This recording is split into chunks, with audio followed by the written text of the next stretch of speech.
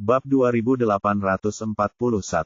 Meskipun pertempuran terjadi di mana-mana di desa Pot, pertempuran terakhir di sinilah yang benar-benar menentukan hasilnya. Di belakang Five adalah pusat kekuatan yang dikirim oleh Hive City untuk membantunya. Sementara itu, di pihak Ouro ada kekuatan rahasia yang telah dikembangkannya, termasuk pasukan burung yang melayang di langit. Nona, tolong bantu aku untuk membalaskan dendam ayahku, kata Five kepada wanita bercadar di sampingnya. Jangan khawatir, karena aku di sini, Ouro tidak bisa lari. Jade melangkah maju 2 langkah dan menatap Ouro. Pada saat itu, Ouro merasa seperti ada ular berbisa yang mengincarnya, dan udara dingin mengalir dari telapak kakinya hingga ke atas kepalanya. Apakah Five mempekerjakan wanita ini untuk membantunya? Siapa dia? Dia sangat kuat. Dia mungkin adalah orang di balik hilangnya Blackwing. Hanya orang sekuat itu yang bisa mencuri Blackwing secara diam-diam. Jagger berdiri di belakang ayahnya, Ouro. Ketika ia melihat Five berbicara kepada wanita bercadar itu dengan penuh hormat, ia merasakan hawa dingin di punggungnya dan keringat dingin di dahinya. Jade adalah pembantu yang disewa Five dari kota besar. Tidak heran dia bisa menginap di lantai atas Nihli Desires. Untungnya, dia tidak menggunakan kekerasan padanya. Kalau tidak, dia bahkan tidak akan tahu bagaimana dia meninggal. Siapa kau? Mengapa kau ingin ikut campur dalam urusan internal kami? Apa kau tidak khawatir akan mati di sini? Tanya Ouro. Kau hanya seorang kepala desa biasa, dan kau tidak berhak tahu siapa aku. Jika kau pintar, serahkan desa ini kepadaku, dan aku akan mempertimbangkan untuk mengampuni nyawamu. Apa kau pikir kau punya kekuatan untuk membunuhku? Benar-benar lelucon. Apa yang belum pernah saya alami dalam hidup saya? Tidak ada yang namanya menyerah di dunia saya. Kalau begitu, kau tidak bisa menyalahkanku. Kau yang meminta ini. Ayolah. Namaku bukan Ouro Pot jika aku mengeluh sedikit saja. Jade mencibir dan melayang ke arah Ouro. Pada saat yang sama, semua orang kuat di belakangnya mengambil tindakan dan bergegas menuju orang-orang Ouro. Ouro tidak takut dan menyerang maju dengan orang-orang di belakangnya. Pada saat yang sama, dia tersenyum sombong dan berkata, dasar gadis bodoh. Beraninya kau bersikap sombong. Aku akan membuatmu berharap mati saja saat aku menangkapmu. Dasar bajingan, kau cari mati. Jade menggertakkan giginya dan mempercepat langkahnya. Ledakan. Kedua belah pihak bertabrakan. Namun, situasi menyedihkan yang dibayangkan tidak terjadi. Secara logika, meskipun Ouro diam-diam mengembangkan kekuatan rahasia, dia tetap tidak terkalahkan melawan kekuatan besar dari kota besar seperti Hive City. Akan tetapi, hal itu tidaklah terjadi. Orang-orang di pihak Ouro dapat dengan mudah menangani serangan ganas Hive City. Pada saat yang sama, Jade juga dihalangi oleh seorang pria tua misterius. Five segera menyadari ada sesuatu yang salah. Tidak mungkin desa Pot memiliki begitu banyak orang kuat. Apakah Ouro juga menyewa bantuan asing? Apakah dia datang dengan persiapan? Ouro, tidak mungkin ada begitu banyak orang kuat di desa Pot. Apakah kamu juga berkolusi dengan kota-kota lain? Ouro, yang sedang bertarung melawan Five, tertawa terbahak-bahak lagi. Hahaha, Five, apa kau terkejut? Aku sudah mengendalikan semua keberadaanmu. Karena kau berani berkolusi dengan orang lain, aku juga bisa meminta bantuan asing. Hari ini aku akan membunuh orang tua kita yang tidak tahu apa yang baik untuknya. Kau memang membunuh ayah. Dasar bajingan pembunuh ayah. Si tua bangka itu bahkan memintaku untuk membantumu. Sungguh lelucon. Hanya aku yang bisa menjadi kepala desa Pot. Karena dia menolak, tidak ada alasan baginya untuk tetap tinggal di dunia ini. 5 tidak mengatakan apa-apa. Lagi pula itu tidak ada gunanya dan akan membuatnya bingung. Akan bagus kalau dia menang, tapi kalau kalah, akhir hidupnya hanyalah kematian. Sementara itu, jika Jade mengungkap identitasnya, Ouro tidak akan berani melakukan apapun padanya karena dia memiliki Hive City sebagai pendukungnya. Jika tidak, ia akan menanggung amukan Hive City, dan Ouro tidak punya kekuatan untuk melawannya. Five tahu tidak ada tempat baginya untuk lari sekarang. Jadi, dalam amarahnya, dia menggunakan lebih banyak kekuatan dan memaksa Ouro mundur. Bab 2842. Kekuatan Ouro bahkan tidak mendekati kekuatan Five, jadi wajar saja dia bukan tandingannya. Ouro tidak khawatir saat Five menyerangnya dengan agresif. Sebaliknya, ia menunjukkan seringai kemenangan. Di sisi lain, Jade semakin ketakutan. Tidak peduli bagaimana dia menyerang, lelaki tua itu dapat dengan mudah menghindarinya. Dia yakin bahwa pihak lainnya bukan dari desa Pot. Bagaimana mungkin sebuah desa kecil seperti desa Pot memiliki orang yang begitu berkuasa? Tampaknya Ouro juga telah mengambil tindakan pencegahan sebelumnya. Pertarungan hari ini seharusnya menjadi kemenangan mutlak, dan setelah menang, Hive City akan memiliki satu desa lagi yang berafiliasi. Dia tidak menyangka akan mendapat kejutan seperti itu. Setengah jam kemudian, semuanya berakhir. 5 orang jatuh ke tanah, terluka parah.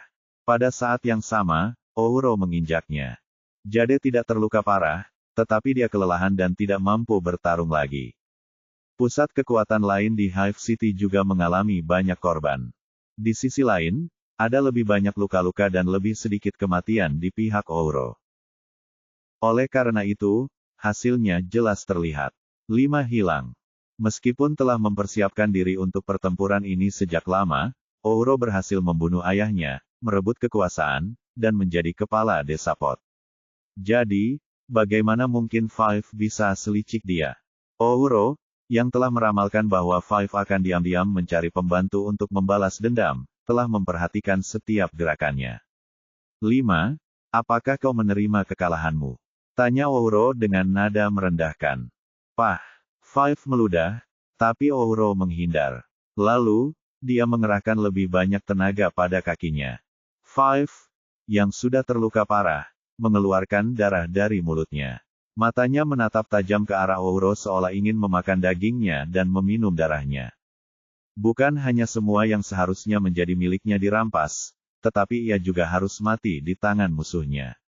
Jadi, aneh jika Five bisa menerima hal ini. 5. Aku tahu kamu tidak yakin. Sayangnya, kamu kalah. Kamu tidak akan pernah punya kesempatan untuk membalas dendam, jadi pergilah ke neraka dan temani lelaki tua yang menghargai kamu itu. Setelah berkata demikian, Ouro menghentakkan kakinya ke bawah dan meremukkan seluruh dada Five. Huff! Sejumlah besar darah bercampur dengan organ dalam menyembur keluar dari mulut Five dan memercik ke kaki Ouro, membuatnya menarik kakinya ke belakang karena jijik. Sekarang Five sudah diambang kematian, ia akan segera menghembuskan nafas terakhirnya.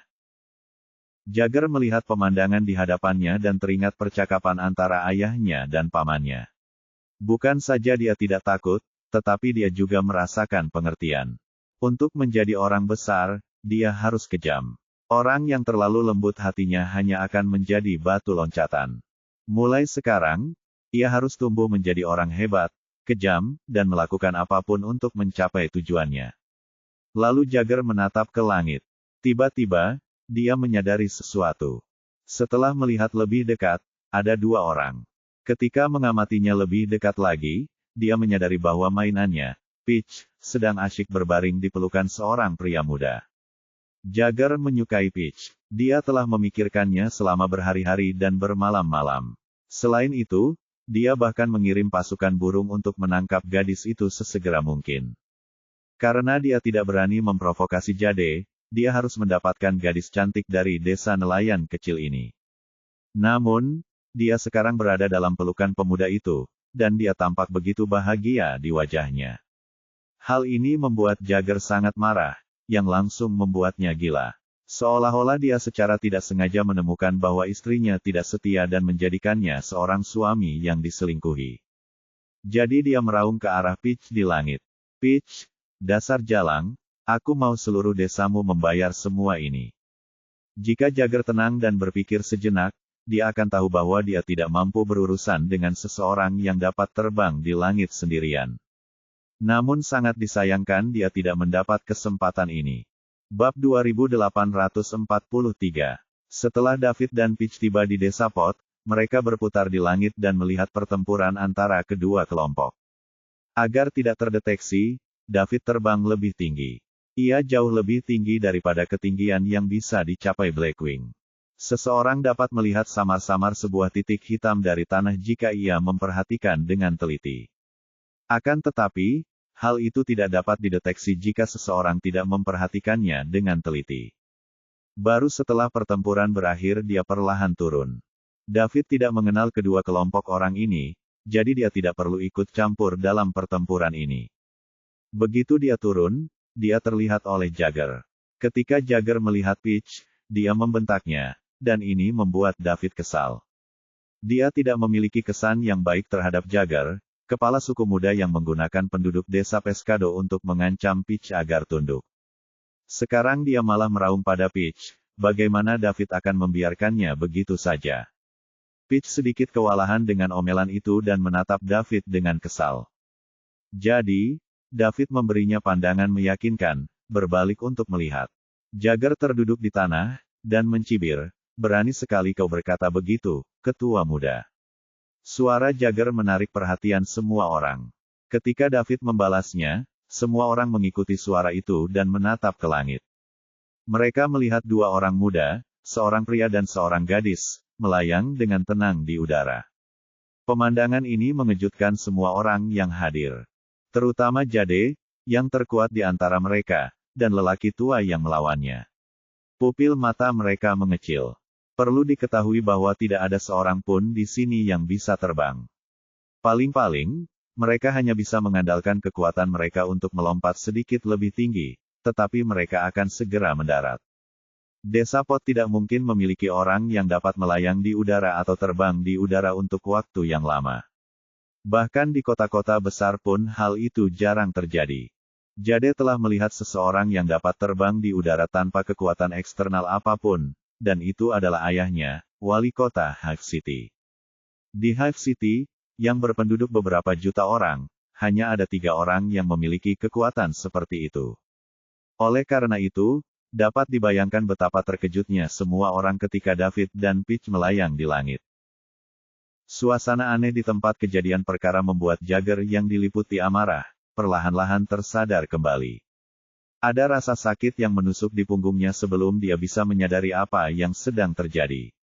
Kemudian, tubuhnya terlempar ke udara, lalu dia mendarat dengan wajah tertelungkup. Jagger menahan rasa sakit, membalikkan badan, dan hendak mengutuk penyerangnya. Ketika dia mendongak, dia terkejut melihat bahwa orang yang menyerangnya adalah ayahnya, Ouro, kepala desa Pot. Dia tidak bisa mengerti mengapa ayahnya menendangnya tanpa alasan. "Bajingan, apa yang salah denganmu? Jangan menyeretku ke bawah jika kau ingin mati. Bangun dan minta maaf." Ouro menegur Jagger. Setelah itu, dia menatap David dan Peach di udara sambil tersenyum menyanjung. "Tuanku, Nyonya, jangan marah. Putraku yang tidak berguna itu terlalu impulsif, dan dia menyinggungmu. Aku harap kau tidak akan terganggu oleh itu." "Apakah kau ayah Jagger?" tanya David dengan tenang. "Ya, saya ayah Jagger, Ouro, kepala desa Pot, siap melayani Anda," jawab Ouro dengan hormat. Sebagai kepala desa Pot, tentu saja dia tahu apa artinya jika seseorang dapat melayang di udara. Memberi makan tanpa mengajari adalah kesalahan sang ayah. Karena Jagger tahu bagaimana menggunakan kekuatan di tangannya untuk melakukan kejahatan, "Kamu, sebagai ayahnya, bertanggung jawab atas ini," kata David dingin. "Tuanku, mohon tenanglah. Mohon tenanglah. Saya telah gagal mendidik anak saya, jadi mohon berilah saya kesempatan untuk memperbaiki diri." Setelah Ouro selesai berbicara, dia segera mendatangi Jagger dan menendangnya beberapa kali. "Ah, ayah, aku salah. Aku tidak akan berani melakukannya lagi." Jagger menggulingkan tubuhnya dan berteriak. Dia bukan orang bodoh. Dari apa yang dikatakan ayahnya tadi, dia bisa tahu bahwa pihak lain itu tidak memiliki identitas yang sederhana. Bab 2844. Ditambah lagi, ia bisa melayang di udara. Karena itu, Jagger semakin yakin bahwa ia telah menyinggung seseorang yang tidak mampu ia singgung.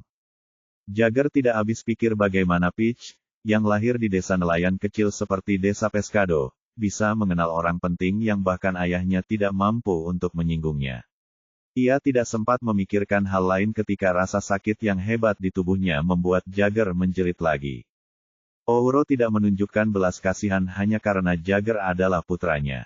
Dia bahkan ingin membunuh anak yang tidak berbakti ini. David tidak mengatakan apapun untuk menghentikannya dan hanya menonton dengan tenang.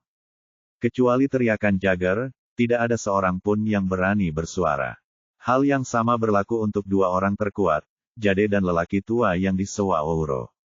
Mereka berdua menatap David, penasaran tentang identitasnya dan bagaimana ia bisa memiliki kekuatan yang begitu hebat di usia yang begitu muda. Beberapa menit kemudian, Jagger sudah diambang kematian karena kekerasan Ouro. Putra yang dicintainya hanya punya satu nafas tersisa, jadi jika Ouro terus menendangnya, dia akan benar-benar mati. Ouro tidak dapat menanggungnya. Lagi pula, Jagger juga merupakan putra yang sangat ia harapkan. Oleh karena itu, ia tidak tega membunuh Jagger saat itu juga.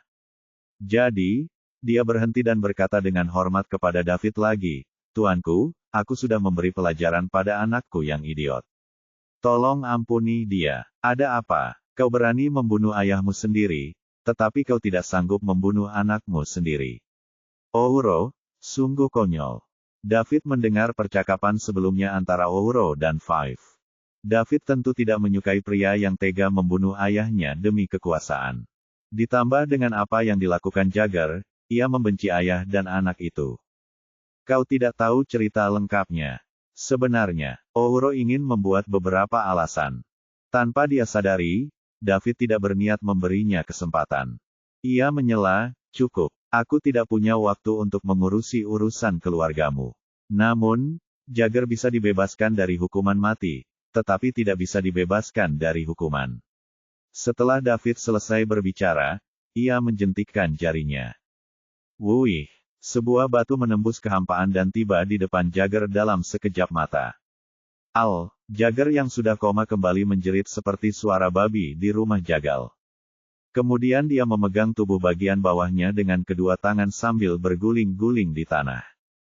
Daud telah menghancurkan kejantanannya, maka ia tidak akan pernah menjadi lelaki seutuhnya lagi, apalagi meneruskan garis keturunan keluarganya. Bagi seseorang yang kecanduan pada wanita sepanjang tahun, ini bahkan lebih tidak dapat diterima daripada membunuhnya.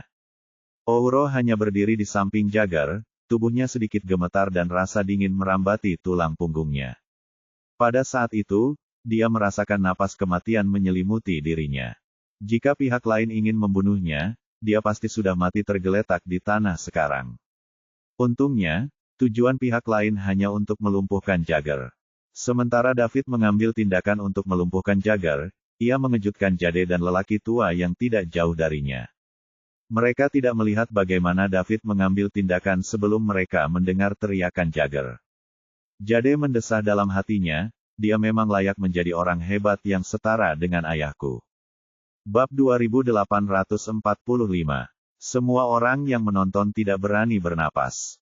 Baiklah, Ouro, bawa putra kesayanganmu dan keluarlah. Kau tidak diperbolehkan masuk ke desa Pot mulai sekarang. Aku telah menguasai tempat ini, tetapi tentu saja, jika kau ingin membalas dendam, aku, David Liddell, akan menyambutmu kapan saja, tetapi pertama-tama, kau harus siap secara mental untuk dibunuh olehku, kata David. David bisa mengampuni orang yang membunuh ayahnya untuk merebut kekuasaan, tetapi dia tidak bisa membiarkannya terus menikmati kehidupan yang nyaman. Kebetulan saja penduduk desa Pescado tidak punya tempat tujuan, jadi mereka harus tinggal di desa Pot mulai sekarang. David cukup yakin pada kekuatannya bahwa tidak akan ada kecelakaan di desa Pot selama dia ada di sana. Setidaknya tak seorang pun di darat yang dapat menahan pukulan biasa darinya. Tuanku. Ouro tersesat. David memintanya meninggalkan desa Pot, tetapi kemana dia akan pergi? Desa Pot adalah rumah Ouro dan dia telah tinggal di sini sejak kecil. Dalam perjalanannya, ia perlahan tumbuh menjadi tiran lokal di desa Pot. Namun, dia diminta untuk pergi sekarang. Selain apakah ada tempat untuknya, status Ouro akan anjlok begitu dia meninggalkan desa Pot. Dengan kekuatannya, dia pasti tidak akan kesulitan memenuhi kebutuhan hidup, tetapi akan menjadi angan-angan jika dia ingin menikmati perlakuan seperti kepala desa. Jadi, tentu saja, Ouro tidak ingin pergi. Namun, Dia menghadapi orang yang begitu kuat yang dapat dengan mudah membunuhnya, jadi apa yang dapat dia lakukan jika dia tidak pergi? Ouro, aku akan memberimu kesempatan. Bawa keluargamu dan tinggalkan desa Pot, atau mati di sini. Itu pilihanmu, kata David tanpa ekspresi. Tuan David, aku. Ouro begitu ketakutan hingga dia bahkan tidak bisa mengucapkan kalimat lengkap. Aku akan menghitung sampai 5. Jangan salahkan aku jika aku sudah menghitung sampai 5 dan kau masih di sini. Aku memberimu kesempatan. David tidak menunjukkan belas kasihan. 5, 4. Ouro panik ketika mendengar David menghitung. Perasaan akan kematian kembali menguasainya. Jika dia tidak pergi, David akan membunuhnya. Pada saat ini, dia tidak bisa lagi memikirkan banyak hal. Menyelamatkan nyawanya adalah hal terpenting sekarang. Selama dia masih hidup, apapun mungkin terjadi. Sebaliknya, dia tidak akan punya apa-apa jika dia mati. Ouro bahkan tidak peduli dengan putranya yang berharga, Jagger, dan melarikan diri. Dia menuju pintu keluar desa Pot. Saat menghadapi kematian, anak-anaknya, wanita-wanitanya, dan kekayaannya semuanya tidak ada apa-apanya. Saat David menghitung sampai 1, Ouro sudah menghilang. David tersenyum menghina. Dia memang seorang pembunuh ayah. Tidak ada yang penting dibandingkan dengan kehidupannya sendiri. Kembalilah ke tempat asalmu. Tempat ini tidak akan lagi disebut desa Pot, tetapi akan disebut kota kecil Pescado. Siapapun yang memiliki hubungan dengan Ouro harus pergi. Jika tidak, begitu aku mengetahuinya, kalian tidak akan bisa pergi meskipun kalian menginginkannya, kata David kepada orang-orang di tanah. Pasukan Ouro mulai mengambil tindakan. Tuan mereka sudah tiada. Bukankah mereka mencari kematian jika tetap tinggal? Jika seseorang memiliki kekuatan, mereka tidak akan mati kelaparan dimanapun mereka berada, dan tinggal di desa Pot berarti benar-benar menunggu kematian. Bab 2846. Para tokoh kuat yang Ouro pekerjakan dengan menghabiskan banyak uang juga pergi, mengikuti orang tua yang telah melawan Jade sebelumnya. Peristiwa besar telah terjadi di sini. Mereka telah melihat orang penting yang dapat melayang di langit, jadi mereka harus melaporkannya dan membiarkan wali kota memutuskan. Sementara itu, orang-orang dari Hive City berkumpul di sekitar Jade, menunggu perintahnya. Kalian sebaiknya kembali dan ceritakan pada ayah semua yang terjadi di sini. Aku ingin tinggal dan mengurus sesuatu, kata Jade kepada mereka. Ya, Nona. Mereka juga pergi, hanya menyisakan Jade dan pembantunya, Cherry. Yang lainnya sudah mati atau pingsan. David menatap Jade dan bertanya dengan rasa ingin tahu, mengapa kamu masih di sini? Tuan David, saya ingin berbicara dengan Anda, jawab Jade. Bicaralah padaku. Apakah kita saling kenal? Mata David berbinar. Ada celah di ingatannya, jadi dia tidak ingat apapun sebelum dia bangun. David sangat ingin tahu siapa dia, dari mana dia berasal, dan kemana dia harus pergi. Oleh karena itu, ketika dia mendengar wanita bercadar itu ingin berbicara dengannya, dia berpikir bahwa pihak lain itu mengenalnya. Jawabannya mengecewakan David. Tidak. Jade menggelengkan kepalanya. Karena kita tidak saling kenal, apa yang perlu dibicarakan? Kau sebaiknya pergi dan kembali ke tempat asalmu, pinta David untuk pergi. Dia merasa netral terhadap wanita bercadar itu. Bagaimanapun, dia datang ke desa Pot hanya untuk membantu Five membunuh Ouro dan menguasai desa Pot demi kepentingannya. Tuan David, aku tidak tahu apa yang akan terjadi padaku jika kau tidak muncul. Jadi aku ingin berbicara denganmu sendirian dan berterima kasih karena telah menyelamatkanku, kata Jade cepat. Keingintahuan Jade yang kuat muncul karena David, seorang pria muda, tampan, dan berkuasa. Dia telah melihat lebih dari satu orang yang bisa terbang, tetapi belum pernah ada yang semuda itu. Dia belum pernah mendengar ada orang yang bisa terbang di usia semuda itu, bahkan di kota-kota besar dengan populasi puluhan juta orang di planet Gorgon. Tidak perlu. Lagi pula, aku tidak datang ke sini untuk menyelamatkanmu. Silakan pergi. Tanpa memberi Jade waktu untuk bereaksi, ia dan Peach langsung terbang menuju tempat desa Pescado mendirikan kemah. Ia begitu cepat sehingga mereka menghilang dalam sekejap mata, meninggalkan Jade dan yang lainnya masih menatap ke langit. "Nona, Tuan David sudah pergi," kata Cherry di telinga Jade. "Aku tahu. Lalu, apa lagi yang kamu lihat? Cherry, tidakkah kamu menganggap Guru David istimewa? Memang, dia muda, tampan, dan kuat, tetapi yang terpenting, dia tidak menyukaimu, Nona. Mengapa kau menunjukkan kasih sayang pada orang yang tidak tertarik? Lagi pula, tidak ada yang menginginkanmu, Nona," bujuk Cherry. Dia dan Jade tumbuh bersama. Oleh karena itu, mereka memiliki hubungan dekat seperti saudara perempuan, dan akan membicarakan apa saja.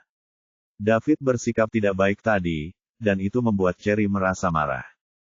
"Kapan Nona pernah diabaikan? Dasar gadis bodoh, apa katamu?" Jade tersadar kembali, menoleh ke arah pembantunya, dan membentak dengan wajah memerah. "Apakah aku salah?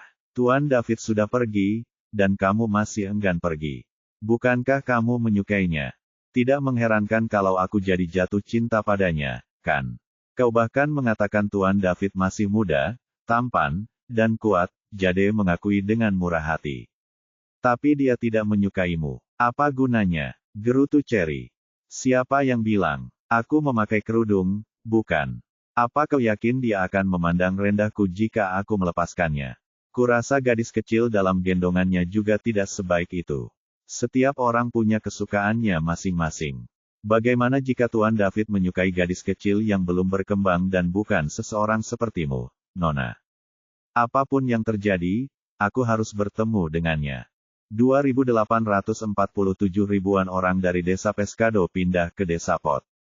Desa Pot berganti nama menjadi Kota Kecil Pescado, dan Sai menjadi kepala suku pertama Kota Kecil Pescado. Tak seorang pun berani melawan kekuatan besar Daud. Begitulah situasi di planet Gorgon. Siapapun yang memiliki kepalan tangan terbesar dan kekuatan terkuat akan membuat aturan. Bukan hanya planet Gorgon tetapi seluruh alam semesta. Ini adalah hukum rimba, dan yang kuat dihormati. Setelah menjadi kepala Townlet Pescado, Sai memperoleh vitalitas baru. Seluruh pribadinya berubah. Ini adalah impiannya selama ini. Saat masih muda, ia ingin mengembangkan desa Pescado. Akan tetapi, ia dibatasi oleh pola pikir masyarakat desa Pescado yang miskin dan terbelakang. Sekarang, dia akhirnya mendapatkan keinginannya. Meski cara mewujudkan mimpinya agak istimewa, itu tetap saja mimpi yang menjadi kenyataan, apapun yang terjadi. Jade tinggal di Townlet Pescado dan mencoba berbicara dengan David berkali-kali tetapi selalu ditolak. Fokusnya saat ini adalah bagaimana memulihkan ingatannya. Bagaimana dia bisa punya energi untuk berdebat dengan Jade. Namun, Jade adalah wanita yang sangat sabar. Meskipun ditolak berkali-kali, dia tidak menyerah. Mungkin dia benar-benar tertarik pada David. Suatu hari, seorang pria parubaya datang ke Townlet Pescado. Seperti David, ia hanya melayang di atas Townlet Pescado tanpa bergantung pada kekuatan eksternal apapun. Dia tak lain adalah ayah Jade, Kian Sarpe, wali kota Hive City. Dia juga seorang pria kuat yang bisa terbang. Begitu Kian mencapai langit di atas Townlet Pescado, David pergi menemuinya. Sekalipun kekuatan pikirannya sedang tidak aktif dan tidak tersedia, David masih bisa merasakan kedatangan Kian dengan instingnya. Dia melihat seorang pria setengah baya berusia sekitar 40 tahun ketika dia terbang. "Siapa kamu? Mengapa kamu datang ke Townlet Pescado?" tanya David. "Bukankah ini desa Pot? Kapan ini menjadi kota kecil Pescado?" tanya Kian sambil tersenyum. "Desa Pot sudah menjadi masa lalu. Sekarang, ini adalah kota kecil Pescado." "Begitu ya, nama saya Kian, dan saya wali kota Hive City. Saya datang untuk menemui Anda. Lihat saya, apakah Anda mengenal saya, wali kota Kian?" David sangat gembira. David mengira orang di hadapannya mengenalnya dan identitas sebelumnya. Dia telah mencoba mengingat masa lalunya, tetapi sayangnya, dia tidak menemukan apapun. "Tidak," Kian menggelengkan kepalanya. "Lalu, apakah kau datang ke sini untuk membalas dendam pada Ouro? Atau kau ingin merebut kembali Townlet Pescado?" David mengerutkan kening. "Tentu saja tidak. Siapa Ouro? Apakah menurutmu dia punya kekuatan untuk membuatku melakukan itu? David bingung. Kalau bukan karena alasan-alasan itu, lalu apa alasannya? Dia tidak datang ke sini untuk menemui menantunya, kan? Namun, Kian datang untuk itu. Jade belum kembali ke Hive City sejak tiba di Townlet Pescado. Menurut mereka yang telah kembali dan pengetahuan Kian tentang putrinya, dia mungkin tertarik pada David dan tetap tinggal. Sebagai ayah Jade, tentu saja Kian harus datang dan melihatnya. Saat pertama kali melihat David, Kian merasa pria ini cukup baik. Dari semua aspek, dia tampak seperti satu dari 1 miliar orang. Namun, ini hanya sebatas permukaan. Untuk benar-benar memahami seseorang, seseorang harus menghubunginya secara perlahan. Bagaimana kalau kita cari tempat ngobrol? Kata Kian. Baiklah. David mengangguk dan tidak menolak permintaan pihak lain. Keduanya kemudian mendarat di tempat David tinggal. 1 jam kemudian, Jade dengan cemas menunggu ayahnya di puncak bukit di luar Townlet Pescado. Dia takut ayahnya dan David akan bertengkar. Jade tidak akan bisa menerima jika salah satu dari mereka kalah. Cherry tampaknya merasakan kekhawatirannya, jadi dia membujuk, "Nona, jangan khawatir, wali kota hanya akan menemui Tuan David. Tidak ada dendam di antara mereka, jadi tidak akan ada perkelahian." Bab 2848, tetapi ayahku belum kembali setelah pergi begitu lama. Siapa yang tahu apa yang terjadi? Nona, kurasa kau agak kerasukan. Wali kota dan Tuan David sama-sama kuat, jadi kalau mereka mau bertarung, mereka pasti akan menjungkir-balikan seluruh kota kecil Pescado, kan? Kok tidak ada gerakan sama sekali? Setelah Jade mendengar ini, dia menyadari bahwa apa yang dikatakan Cherry masuk akal. Jadi, dia santai saja. Tidak lama kemudian, keduanya melihat sesosok tubuh terbang ke arah mereka. Jade dan Cherry bergegas menyambutnya begitu sosok itu mendarat. "Ayah, wali kota," Kian mengangguk. Lalu, Jade bertanya penuh harap. "Lalu apa?" tanya Kian penuh pengertian. "Kau tahu apa yang aku tanyakan?" "Aduh, gadis dewasa memang tidak bisa dikurung di rumah," keluh Kian. "Ayah, jika ayah terus melakukan ini, aku akan mengabaikanmu mulai sekarang."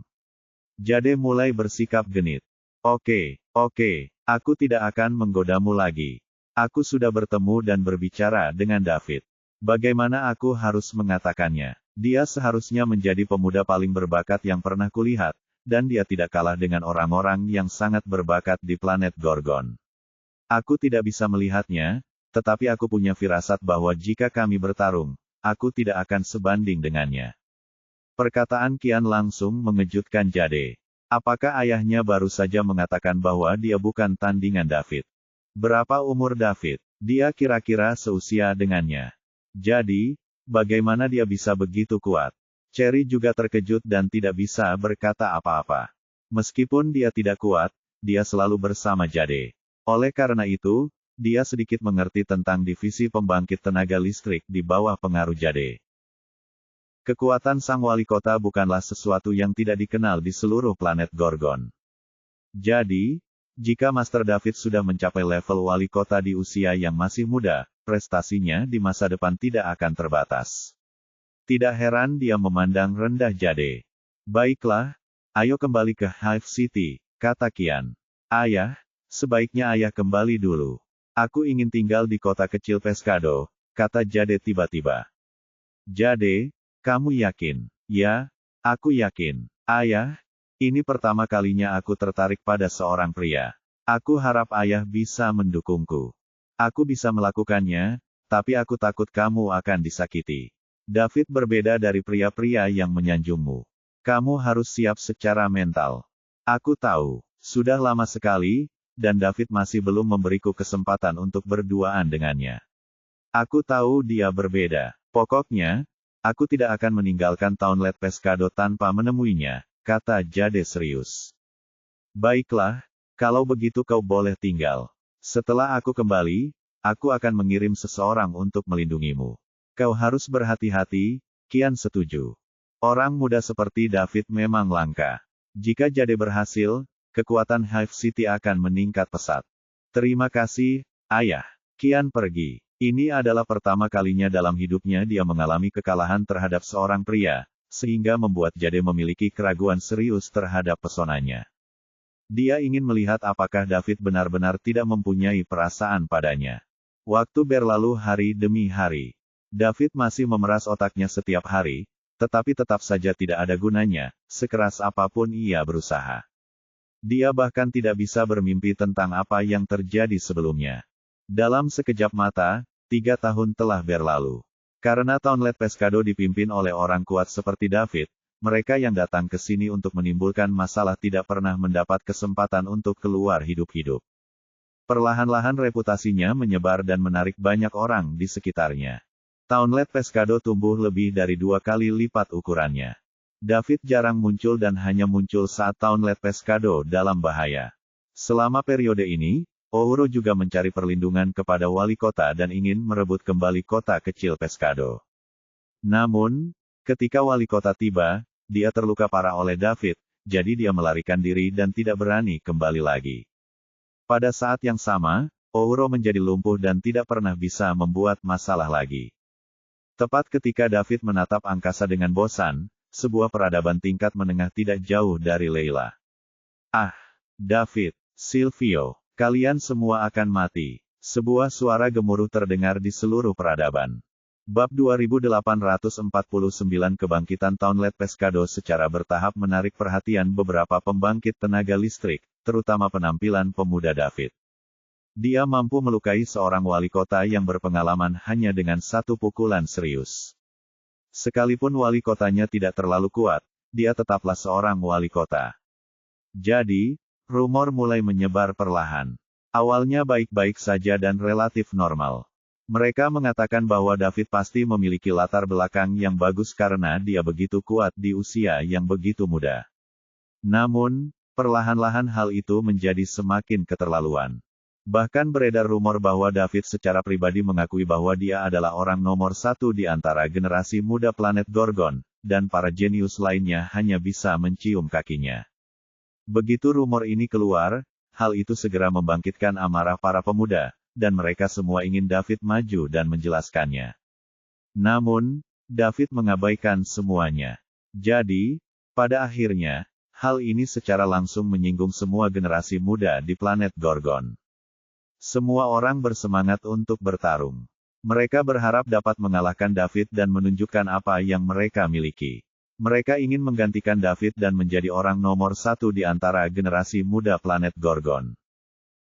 Setelah David dengan mudah mengalahkan beberapa jenius muda yang menantangnya, rumor itu semakin menjadi kenyataan dan semakin banyak orang yang mempercayainya.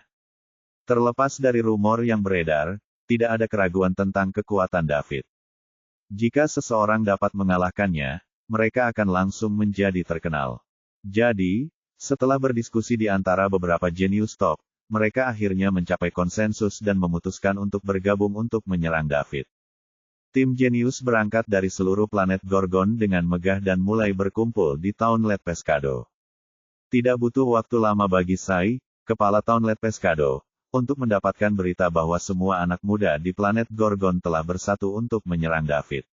Oleh karena itu, ia tidak sabar untuk memberitahu David agar ia bisa keluar dan membantah rumor tersebut.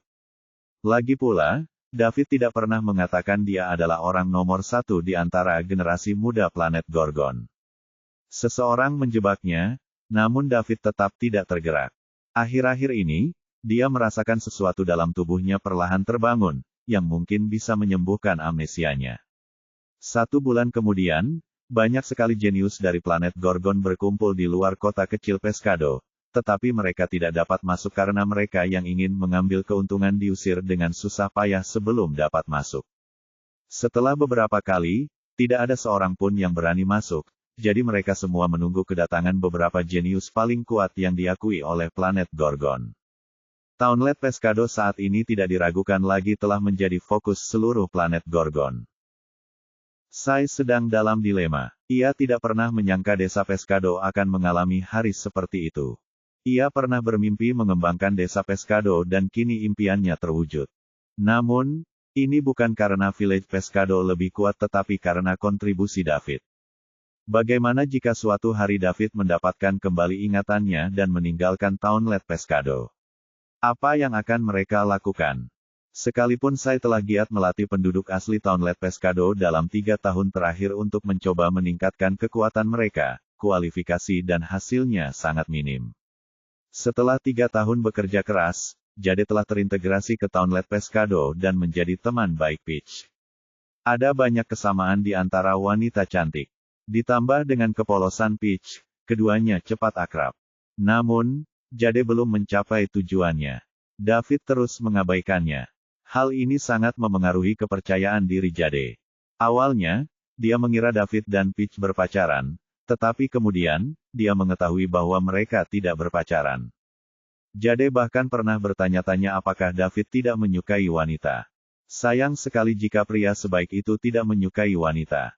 Selain itu, dia juga mencoba meyakinkan ayahnya untuk membantu David. Bab 2850 Namun, bahkan jika Kian ingin membantu, dia tidak bisa. Seluruh generasi muda planet Gorgon telah bersatu untuk melawan David, namun, siapa dia? Kian hanyalah wali kota Hive City di planet Gorgon. Banyak kota yang lebih besar dari Hive City, dan lebih banyak orang yang lebih kuat dari Kian. Kian tidak berani mengambil risiko menghadapi ketidaksetujuan dunia dan melawan semua anak muda di planet Gorgon. Ia akan mencari kematian. Beberapa hari lagi berlalu. Beberapa jenius top di planet Gorgon tiba di Townlet Pescado pada saat yang sama. Seringkali, ketika sesuatu yang penting terjadi, mereka yang berstatus tinggi akan menjadi orang terakhir yang tiba. Sekalipun mereka hanya berada di dekat, mereka tidak akan sampai lebih dulu. Status mereka tidak memungkinkan mereka untuk menunggu karakter-karakter minor yang jauh. Lebih dari 90% generasi muda di planet Gorgon telah tiba. Sisanya sedang mundur atau memiliki misi dan tidak dapat datang. Seorang pemuda terbang ke udara dan berteriak, "Sekarang semua orang sudah di sini, ayo pergi. Aku ingin melihat siapa David ini." Beraninya dia mengaku sebagai orang nomor 1. Apakah dia tidak khawatir akan menjadi bahan tertawaan? Lalu, orang lain terangkat ke udara. Benar sekali. Beraninya seorang anak muda entah dari mana tidak menganggap kita serius. Dia benar-benar menginginkannya. Hari ini, aku akan memberitahunya siapa yang nomor 1 di antara generasi muda planet Gorgon. Akulah orang nomor 1 di antara generasi muda di planet Gorgon. Seorang pemuda tampan memegang kipas lipat terbang ke udara. Pada saat ini, suara perempuan tiba-tiba menimpali. Bisakah kalian bertiga berhenti bicara omong kosong begitu? Jika kalian ingin mendapat persetujuan semua orang, kalahkan David terlebih dahulu. Lalu, seorang wanita berpakaian hijau melayang dari kejauhan, yang langsung menimbulkan kehebohan dan diskusi di bawah. Peri Eden ada di sini. Bukankah dia berlatih dalam pengasingan? Karena kita berjuang untuk menjadi nomor 1 di antara generasi muda di planet Gorgon, Peri Eden harus datang. Jika tidak, akan sangat sulit untuk mendapatkannya kembali setelah orang lain mengambil gelar itu. Jadi begitu, persaingan di generasi muda planet Gorgon sangat ketat, dan banyak di antara mereka yang seimbang, dan tidak ada yang yakin satu sama lain. Akibatnya, generasi muda planet Gorgon tidak pernah memiliki pemimpin yang diakui. Mereka semua bekerja keras secara diam-diam untuk mencapai puncak dan menjadi orang yang menarik perhatian semua orang. David hanyalah sebuah alasan. Tujuannya adalah untuk menarik perhatian generasi muda seluruh planet Gorgon, mengumpulkan mereka, dan memutuskan siapa yang nomor 1. Nomor 1 di antara generasi muda di planet Gorgon lebih dari sekadar nama. Ini juga terkait dengan keberuntungan. Legenda mengatakan bahwa siapapun yang bisa mendapatkan gelar ini akan diakui, memiliki kesempatan bertemu yang tak terbatas, dan perjalanannya lancar. Meski itu hanya legenda khayalan, orang-orang yang pernah mendapat gelar ini di masa lalu kini semuanya adalah orang-orang hebat, sehingga orang-orang mulai mempercayainya. Eden, kamu di sini. Kudengar kamu telah memperoleh keterampilan khusus kali ini. Aku ingin tahu seberapa hebatnya keterampilan itu, kata pria yang memegang kipas lipat. Jika kamu ingin mencobanya, aku bisa memenuhi permintaanmu nanti, jawab Eden tanpa ekspresi. Haha, kebetulan aku juga ingin meminta saran padamu. Baiklah, Saya yakin kalian semua mengerti tujuan kita berkumpul di sini. Apapun yang terjadi, mari kita mulai saja. Agar tidak menjadi bahan tertawaan, kita akan menentukan pemenang di antara kita setelah mengalahkan David. Kita lihat siapa yang nomor satu di antara generasi muda di planet Gorgon nanti. Saya juga punya pikiran yang sama. Jelaslah bahwa mereka sama sekali tidak menganggap serius David. Mereka berempat adalah orang-orang paling berbakat di antara generasi muda planet Gorgon. Mereka tidak hanya kuat, tetapi juga berasal dari latar belakang yang kuat.